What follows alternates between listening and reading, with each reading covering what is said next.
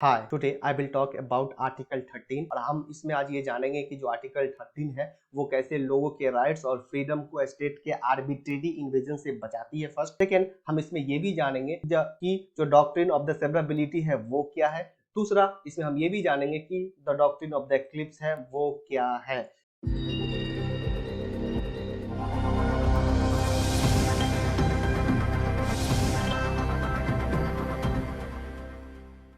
So myself Ahmad and once again I welcome to all of you on my channel UPSC Knowledge Network। तो चलिए पहले हम सबसे पहले ये जान लेते हैं कि जो आर्टिकल 13 है उसके ऑब्जेक्टिव क्या है। देखिए, यदि हम आर्टिकल 13 के ऑब्जेक्टिव को जानने की कोशिश करेंगे तो आर्टिकल 13 का ऑब्जेक्टिव यही है कि वो लोगों के राइट्स और फ्रीडम को स्टेट के आर्बिट्रेरी इन्वेजन से बचाती है। मतलब ये कि यदि गवर्नमेंट कोई भी लॉज बनाती है तो उस लॉ का लोगों के राइट्स और फ्रीडम पे क्या इम्पैक्ट पड़ता है। ठीक है, तो चलिए हम जानते हैं कि आर्टिकल 13 सब क्लाउज 1 क्या कहता है। यदि हम आर्टिकल 13 सब क्लाउज 1 को देखें तो आर्टिकल 13 सब क्लाउज 1 जो है वो डील करता है प्री लॉज से।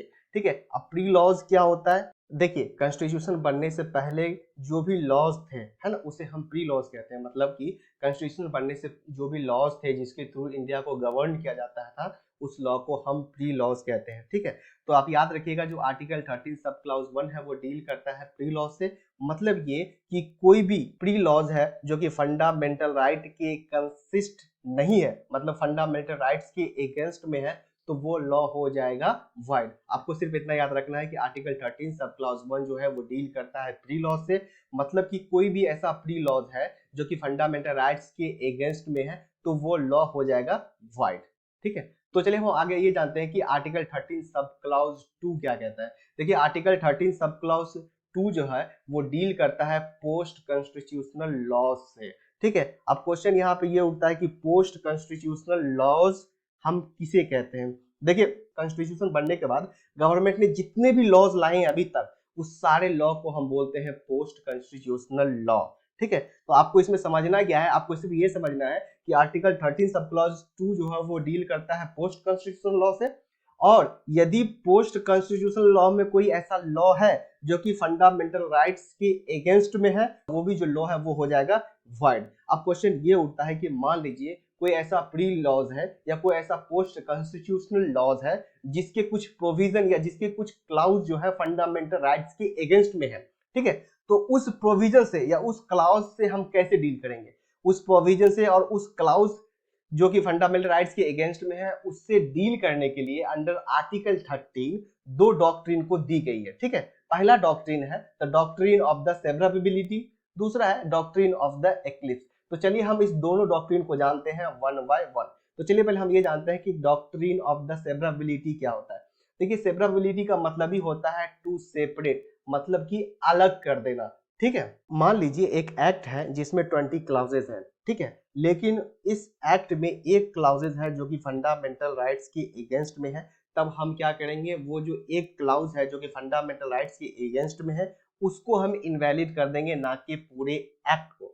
चलिए हम इसको कुछ सुप्रीम कोर्ट के जजमेंट के थ्रू इसे समझते हैं। पहला केस कौन है? AK गोपालन वर्सेस स्टेट ऑफ मद्रास। अब इस केस में हुआ क्या था, इस केस में section 14 of the preventive detection act को चैलेंज किया गया था। ठीक है, याद रखिएगा, इस एक्ट में जो है section 14 of the preventive detection act को चैलेंज किया गया था। ठीक है, और ये जो सेक्शन 14 ऑफ दिस एक्ट है वो कहता है if anyone who has detained under section 14 of the preventive detection act that person can't be disclosed the ground of the detention।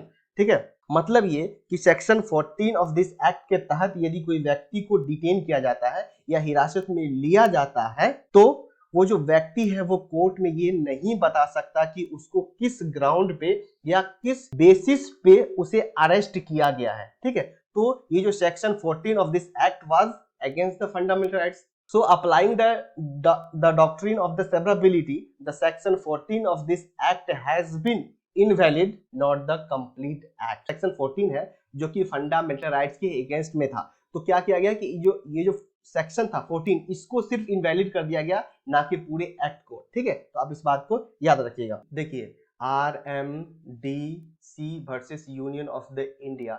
इस केस में क्या होता है कि इस केस में पहले ये बताया गया कि पूरा लॉ को हटाने से पहले हम 3 क्राइटेरिया को चेक करेंगे, ठीक है। फर्स्ट क्राइटेरिया क्या है? फर्स्ट क्राइटेरिया ये होगा कि किसी भी लॉ को पूरा हटाने से पहले हम उसका इंटेंशन देखेंगे कि जब लॉ को फॉर्मुलेट किया गया था तो उसका इंटेंशन क्या था, पहला। दूसरा ये कि हम देखेंगे कि उस लॉ के कौन से प्रोविजंस वैलिड है और कौन सी प्रोविजन इनवैलिड है। मान लीजिए कोई एक लॉ है जिसकी 20 प्रोविजंस है, ठीक है, उसमें से 5 ऐसा प्रोविजंस है जो कि फंडामेंटल राइट्स के अगेंस्ट में है। यदि हम उस 5 प्रोविजंस को अगर इनवैलिड कर देते हैं और हटा देते हैं तो रिमेनिंग जो 15 प्रोविजंस है उसका कोई सेंस नहीं बन रहा है, तो इस स्थिति में भी हम उस लॉ को इनवैलिड कर देंगे, ठीक है। पहला क्या है कि यदि लॉ का जो लॉ फॉर्मुलेट किया गया था उसका इंटेंशन ही सही नहीं था तो भी हम उस लॉ को हटा देंगे। दूसरा, यदि हम कुछ प्रोविजंस, किसी भी लॉ का कुछ प्रोविजंस है जो कि फंडामेंटल राइट्स के अगेंस्ट में है, यदि हम उस प्रोविजंस को हटाने के बाद यदि लॉ का सेंस नहीं बन रहा है तो भी हम उस लॉ को हटा देंगे। तीसरा ये है कि हम किसी, जैसे मान लीजिए उसमें 5 प्रोविजन था, उसको हटाने के बाद जो रिमेनिंग 15 प्रोविजन है उसका कोई सेंस नहीं बन रहा था, तो अब ऐसा नहीं है कि जुडिशियरी जो है जो रिमेनिंग प्रोविजन है, जैसे 15 प्रोविजन बच गए, उसमें थोड़ा सा अल्टरेशन या मॉडिफिकेशन करके वो लॉ को फिर से फंक्शनल बना सकता है। मतलब कि कोर्ट भी ऐसा नहीं कर सकती है, ठीक है। हम आपको एक एग्जांपल के थ्रू समझाते हैं। मान लीजिए कोई ऐसा लॉ है ना, जिसके कुछ प्रोविजंस जो है फंडामेंटल राइट्स के, कोई एक ऐसा लॉ है और किसी ने उसको चैलेंज किया उस लॉ को, तो वो लॉ जो है कोर्ट में गया। तो कोर्ट में जब वो लॉ गया तो जो कोर्ट में है वो 3 क्राइटेरिया को चेक किया जाएगा। पहला, कि ये जो लॉ बनाया गया था उसका इंटेंशन क्या था। दूसरा, उस लॉ के प्रोविजन कितने, मतलब उस लॉ के कितने प्रोविजन वैलिड है और कितने प्रोविजन इनवैलिड है, ये देखा जाएगा। मान लीजिए उस लॉ के 5 ऐसे प्रोविजंस हैं जो कि फंडामेंटल राइट्स के अगेंस्ट में है, लेकिन अगर हम उस 5 प्रोविजंस को हटा दें तो जो बाकी 15 जो प्रोविजन बचते हैं उसका कोई सेंस नहीं बन रहा है, तो इस स्थिति में भी हम उस लॉ को इनवैलिड कर देंगे। तीसरा, कि मान लीजिए हम ऐसा नहीं कर सकते हैं कि 5 प्रोविजन को तो हमने हटा दिया जो कि फंडामेंटल राइट्स के अगेंस्ट में थे, बाकी जो 15 प्रोविजंस हैं उसमें कुछ अल्टरेशन या मॉडिफिकेशन करके हम उस लॉ को फंक्शनल बना सकें, ऐसा भी हम नहीं कर सकते हैं। आप इस बात को याद रखिएगा, ठीक है।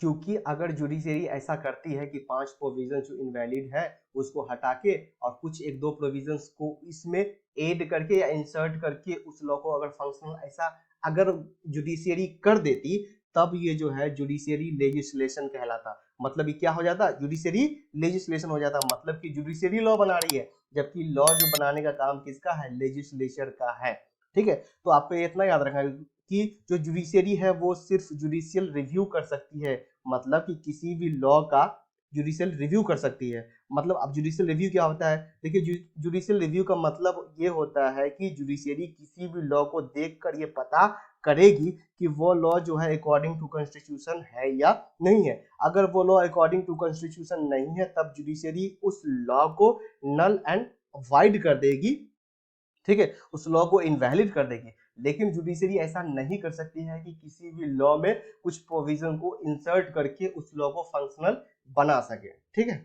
तो चलिए अब हम आगे बात करते हैं the doctrine of the eclipse के बारे में कि देखिए डॉक्ट्रिन ऑफ एक्लिप्स क्या है।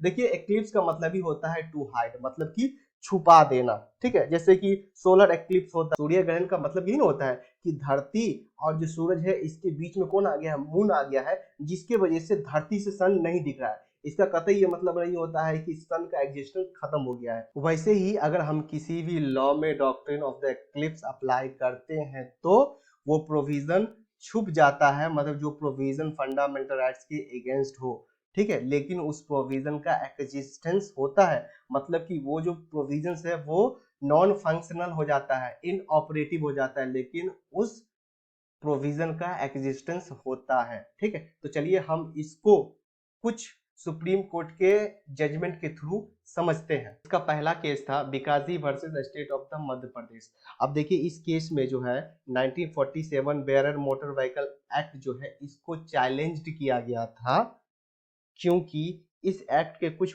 सेक्शन थे जो कि इंपावर करते थे स्टेट गवर्नमेंट को to take over entire motor transport business. मतलब कि इस एक्ट के कुछ ऐसे प्रोविजंस थे जो कि स्टेट गवर्नमेंट को ये पावर देती थी कि मोटर ट्रांसपोर्ट बिजनेस को अपने कंट्रोल में ले सके। But after the implementation of the constitution वो सारे सेक्शन जो फंडामेंटल राइट्स के अगेंस्ट में थे वो सारे सेक्शन नॉन फंक्शनल या इनऑपरेटिव हो गए, क्योंकि वे सारे सेक्शन जो है वो फंडामेंटल राइट्स के अगेंस्ट में थे, स्पेशली आर्टिकल 19 के।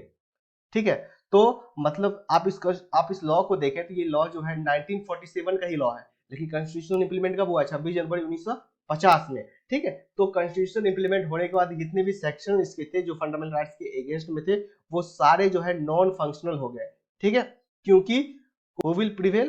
The fundamental rights will prevail over those sections which were inconsistent with the fundamental rights। ठीक, आगे चल के क्या होता है कि आर्टिकल 19 में ही कुछ अमेंडमेंट हुआ और under this amendment the government has authorised to monopolise the certain business, और उस अमेंडमेंट के तहत गवर्नमेंट को कुछ मोनोपोलाइज मतलब सर्टेन पावर दे दिया गया कि वो सर्टेन बिजनेस को अपने कंट्रोल में ले सकती है। तो वो सारी सेक्शंस जो आर्टिकल 19 की वजह से नॉन फंक्शनल हो गई थी या इनऑपरेटिव हो गई थी, वे सारी प्रोविजन जो है वो फिर से फंक्शनल और ऑपरेटिव हो गई। याद रखिएगा, जब भी हम किसी लॉ पर डॉक्ट्रिन ऑफ सेवरेबिलिटी अप्लाई करते हैं तब वो लॉ हमेशा के लिए इनवैलिड हो जाता है।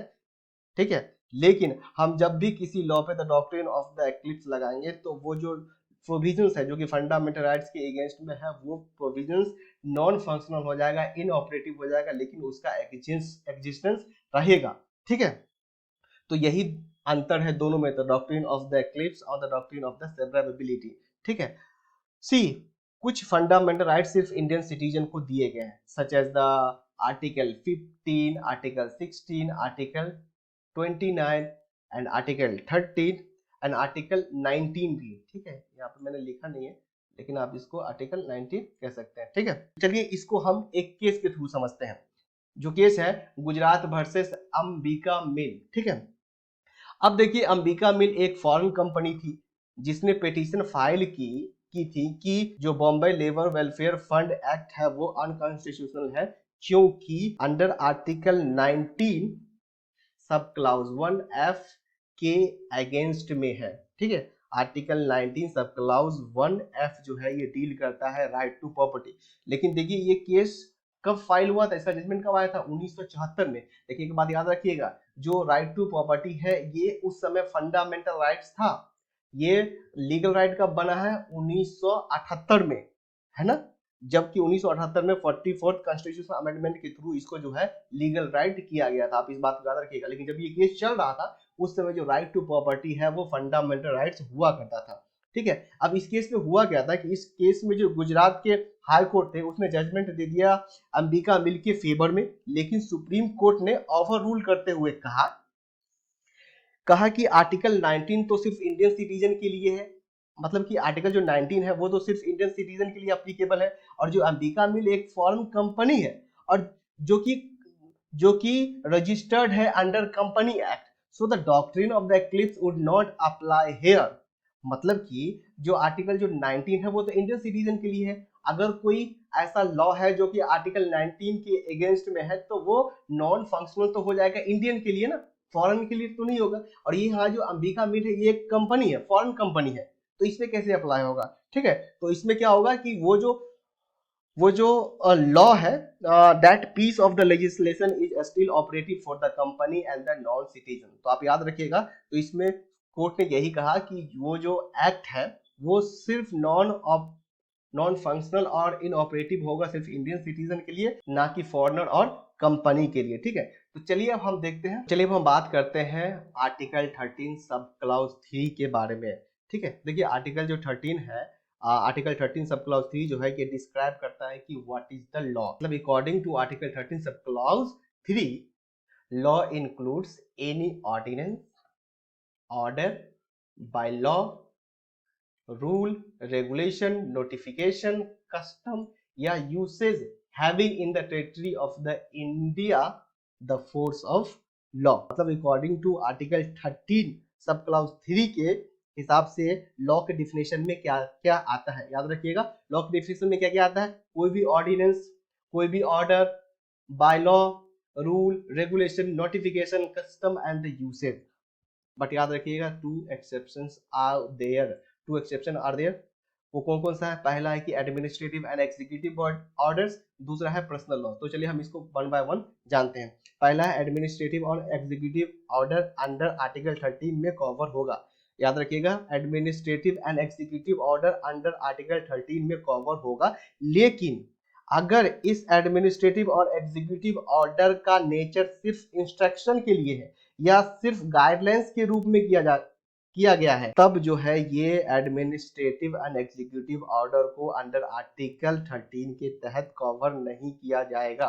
मतलब ये कि कोई अगर एडमिनिस्ट्रेटिव या एग्जीक्यूटिव ऑर्डर है ना, लेकिन उसका जो नेचर सिर्फ इंस्ट्रक्शन देने के लिए है या फिर गाइडलाइंस प्रोवाइड करने के लिए है, तब उस स्थिति में वो एडमिनिस्ट्रेटिव और एग्जीक्यूटिव ऑर्डर को अंडर आर्टिकल 13 कवर नहीं किया जाएगा। तो अब दूसरा है पर्सनल लॉस। देखिए, पर्सनल लॉस को भी अंडर आर्टिकल 13 के तहत कवर नहीं किया जाता है, आप इस बात को याद रखिएगा। अब पर्सनल लॉस मतलब marriage and divorce, maintenance, succession, adoption etcetera. One more thing that we have to understand that whether amendment is law within article 13 सब clause 3, मतलब अमेंडमेंट जो है ये क्या लॉ कहलाएगी अंडर आर्टिकल 13 सब क्लॉज 3 के लिए। इसको हम चलिए समझते हैं। मान लीजिए कि किसी लॉ में अमेंडमेंट करके किसी प्रोविजन को ऐड किया गया या किसी प्रोविजन को मॉडिफाई किया गया, तो क्या उस प्रोविजन को या फिर उस अमेंडमेंट को हम चैलेंज कर सकते हैं अंडर आर्टिकल 13। चलिए हम इसको कुछ सुप्रीम कोर्ट के जजमेंट के थ्रू हम समझते हैं। पहला है शंकरी प्रसाद सिंह दियो केस, ठीक है। इस केस में सुप्रीम कोर्ट ने कहा कि the meaning of law under article 13 does not include a constitutional amendment. Simple meaning is that, मतलब कि amendment can't be challenge under article 13, ठीक है। तो याद रखिएगा, जो शंकरी प्रसाद केस है इसमें सुप्रीम कोर्ट ने कहा जो मीनिंग ऑफ द लॉ है under article 13 does not include the constitutional amendment. यदि आप कॉन्स्टिट्यूशन में कोई भी अमेंडमेंट करते हैं तो वो एज ए लॉ आर्टिकल 13 के तहत में कवर नहीं किया जाएगा। याद रखिएगा, मतलब ये कि amendment can't be challenge under article 13, ठीक है। उसके बाद केस आता है गोलकनाथ केस, ठीक है। अब देखिए गोलकनाथ केस में क्या होता है कि Golaknath case the Supreme Court overrule its judgment of the Shankari Prasad and said that amendment can be challenged under Article 13 because the power of judicial review is the supreme। मतलब ये कि Golaknath case में supreme court ने अपने ही judgement को पलट दिया और कहा कि जो अमेंडमेंट है उसको चैलेंज किया जा सकता है अंडर आर्टिकल 13, क्योंकि कोर्ट के पास जो जुडिशियल रिव्यू का पावर है वही सुप्रीम है। और फिर उसके बाद क्या होता है कि 24th constitutional amendment act government लेके आती है इन 1971 में, और 24th कॉन्स्टिट्यूशनल अमेंडमेंट एक्ट के थ्रू गवर्नमेंट क्या करती है कि आर्टिकल 13 में सब क्लॉज 4 को इंसर्ट कर देती है, ठीक है। मतलब सब क्लॉज 4 को ऐड कर देती है, ठीक है। अब देखिए ये जो सब क्लॉज 4 है वो क्या कहती है, वो कहती है कि अगर कोई भी अमेंडमेंट गवर्नमेंट के द्वारा लाया जाता है बाय एक्सरसाइजिंग आर्टिकल 368, तो वो जो अमेंडमेंट है अंडर आर्टिकल 13 चैलेंज नहीं किया जा सकता। मतलब ये कि यदि गवर्नमेंट कोई भी अमेंडमेंट लेके आती है बाय एक्सरसाइजिंग आर्टिकल 368, तो उस अमेंडमेंट को अंडर आर्टिकल 13 चैलेंज नहीं किया जा सकता है, चाहे वो अमेंडमेंट फंडामेंटल राइट्स के अगेंस्ट में ही क्यों ना हो, ठीक है। उसके बाद हम लोग को जैसा कि पता है कि केशवानंद भारती केस आया 1973 में, और ये जो एक्ट आया था 24th, और ये जो एक्ट को लाया गया था 24th कॉन्स्टिट्यूशनल अमेंडमेंट एक्ट, ये कितना में आया था 1971 में, बट जो केशवानंद भारती केस है वो कब आया था 1973 में।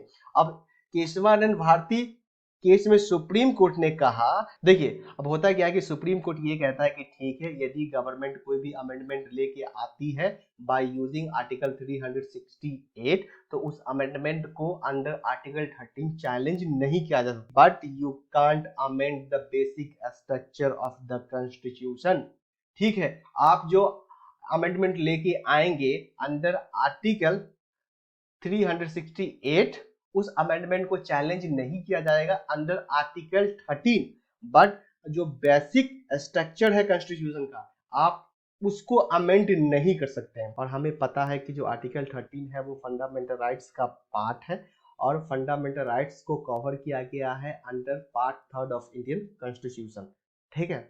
And thanks for watching.